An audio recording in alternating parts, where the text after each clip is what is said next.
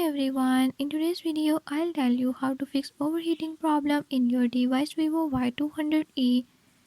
In this video I'm gonna tell you how to fix this problem. Before I start, if you are new to my channel, don't forget to subscribe and hit the bell icon.